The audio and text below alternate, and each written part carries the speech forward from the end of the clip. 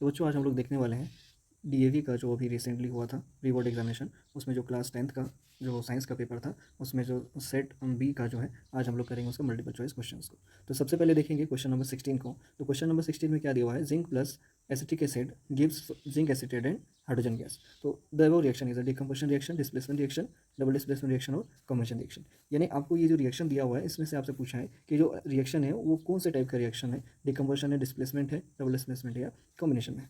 तो यहाँ पे जैसा कि हमको दिख रहा है कि ये जिंक जो है एसिटिक एसिड के साथ रिएक्शन कर रहा है, और ये जो जिंक जो है वो क्या है हमारा एक तरह से मेटल है, और ये एसिटिक एसिड क्या है हमारा एसिड है। तो मेटल और एसिड दोनों मिलकर देने वाले हैं क्या, salt and hydrogen gas. Salt plus hydrogen gas हमको देने वाले हैं। तो यहाँ से हमको दिख रहा है कि जो जिंक जो है वो रिप्लेस कर रहा है किसको, यहाँ से एसिटिक एसिड के हाइड्रोजन को, और उसके प्लेस पे क्या हो रहा है अपना अटैच हो जा रहा है। तो इसलिए ये जो रिएक्शन है वो एक तरह का क्या है, हम बोल सकते हैं डिस्प्लेसमेंट रिएक्शन, क्योंकि जिंक जो है वो डिस्प्लेस कर रहा है किसको, हाइड्रोजन को। तो इसका आंसर हो जाएगा बी, डिस्प्लेसमेंट रिएक्शन।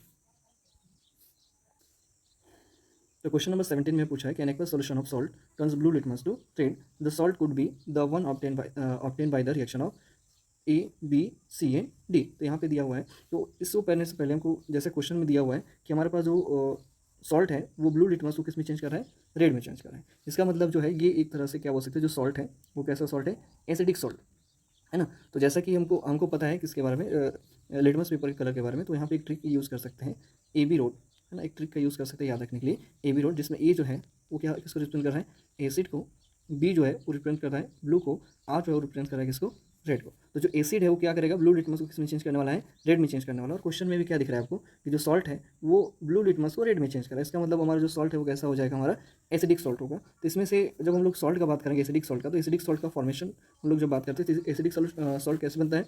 तो सबसे पहले हम लोग देख लेते हैं कि अगर दोनों स्ट्रॉन्ग एसिड, अगर हमारे पास क्या है, स्ट्रॉन्ग एसिड है और बेस भी हमारा क्या है, स्ट्रॉन्ग है, दोनों अगर स्ट्रॉन्ग है, strong acid plus strong base, तो उस केस में जो हमारा सॉल्ट बनता है वो कैसा बनता है, न्यूट्रल सॉल्ट बनता है। उस केस में हमारा सॉल्ट जो है वो कैसा बनता है, न्यूट्रल बनता है। अगर हम लोग स्ट्रॉन्ग एसिड लें, स्ट्रॉन्ग एसिड और वीक बेस लें, तो यहाँ पे स्ट्रॉन्ग क्या है, एसिड है, स्ट्रॉन्ग क्या है यहाँ पे, एसिड है। तो जो स्ट्रॉन्ग होगा उसी का क्या आएगा, उसमें कैरेक्टर वहाँ पे आने वाला है। तो बेस जो है वो वीक है तो उसका कैरेक्टर वहाँ पे नहीं आएगा। तो यहाँ पे जो हमारा सॉल्ट बनेगा वो कैसा सॉल्ट बनेगा, एसिडिक सॉल्ट यहाँ हमारा बनेगा। और लास्ट जो थर्ड है कि अगर हमारा एसिड कैसा हुआ, weak acid plus strong base, strong base. तो हमको पता है कि एसिड और बेस मिलकर बनाने वाले सॉल्ट, तो यहाँ पे सॉल्ट जो है वो बनेगा हमारा बेसिक बनेगा, बेसिक सॉल्ट। क्यों बनेगा बेसिक, क्योंकि यहाँ पे स्ट्रॉन्ग क्या है, हमारा बेस है। तो याद रखेंगे दोस्तों कि जो हमारा स्ट्रॉन्ग रहेगा उस सॉल्ट में उसी का क्या आएगा, कैरेक्टर आएगा। जैसे यहाँ पे स्ट्रॉन्ग एसिड है तो एसिडिक हो जाएगा सॉल्ट, यहाँ पे स्ट्रॉन्ग बेस है तो क्या हो जाएगा, हमारा सॉल्ट का नेचर हो जाएगा बेसिक। तो क्वेश्चन में बोला है कि जो ब्लू लिटमस को रेड में चेंज करना है, तो जो सॉल्ट है वो हमारा कैसा होना चाहिए,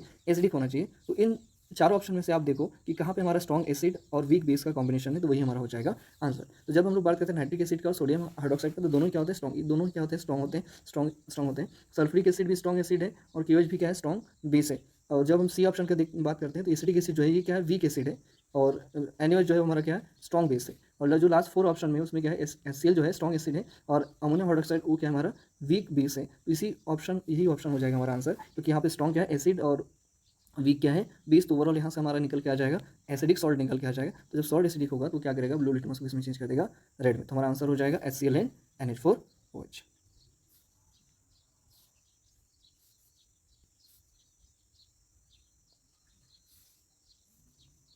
इसके बाद हम लोग देखने वाले क्वेश्चन नंबर 18, जिसमें बोला गया है कि 4 solutions namely glucose, alcohol, hydrochloric acid and sulphuric acid filled in 4 separate beakers are connected one by one in electric circuit with a bulb, the solution in which the bulb will glow when current is passed। तो ये अलग अलग type का क्या दिया हुआ है, यहाँ पे कंपाउंड दिया गया है और आपसे बोला गया है कि इन सभी में से किसका यूज़ करेंगे, तो वहाँ पे क्या करेगा, हमारा बल्ब जो है ग्लो करेगा।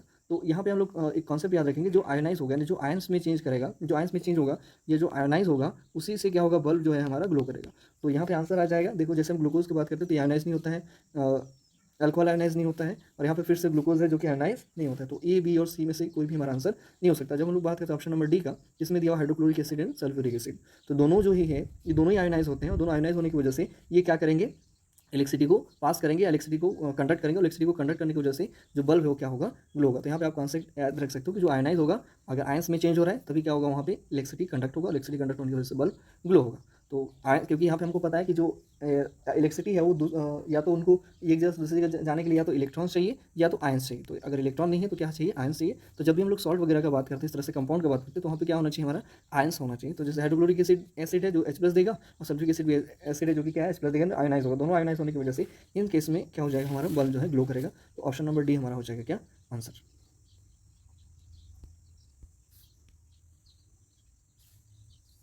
इसके बाद क्वेश्चन नंबर 19 जो है उसमें बोला गया the metals the metals which changes to liquid state on our palm. इन क्वेश्चंस को आप लोग को डायरेक्ट याद रखना है कि जो गैलियम और सीजियम जो मेटल है, ये दोनों मेटल जो है ये क्या होते हैं, हमारे पाम में रखने से क्या हो जाता है, मेल्ट होते हैं। ऐसा क्यों होता है, क्योंकि इनका जो मेल्टिंग पॉइंट होता है वो क्या होता है, बहुत लो होता है।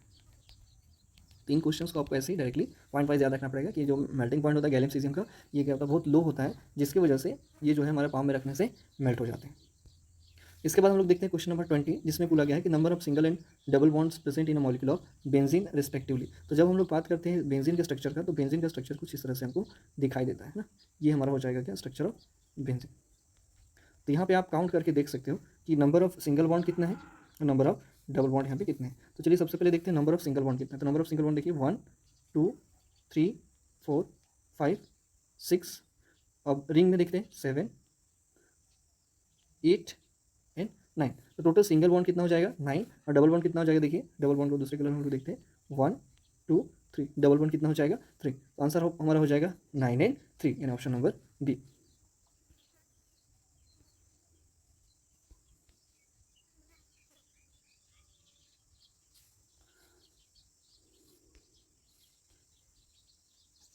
अब देखते हैं हमारा सबसे लास्ट क्वेश्चन जो कि असर्शन रीजन से है।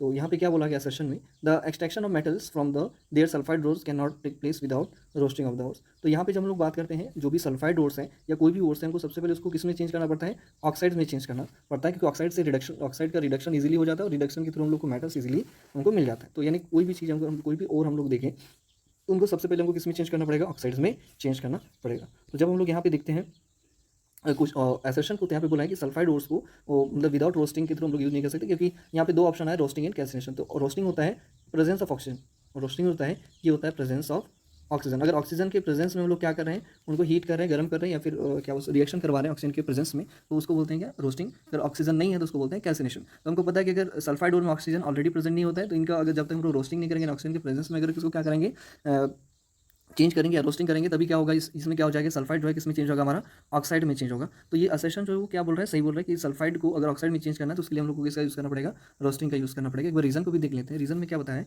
कि roasting convert sulphide ore directly into metals. तो नहीं, ये गलत बोल रहा है, क्योंकि हमको पता है कि रोस्टिंग से क्या होता है, जो हमारे पास ओर्स है वो किस में चेंज होता है, ऑक्साइड में चेंज होता है। रोस्टिंग से क्या होता है, हमारा जो मेटल्स है वो ऑक्साइड्स में चेंज होता है। तो यहाँ पे हमारा आंसर हो जाएगा assertion is true and reason is false. तो यहाँ पे हो जाएगा option number C, assertion is true and reason is false. Thank you.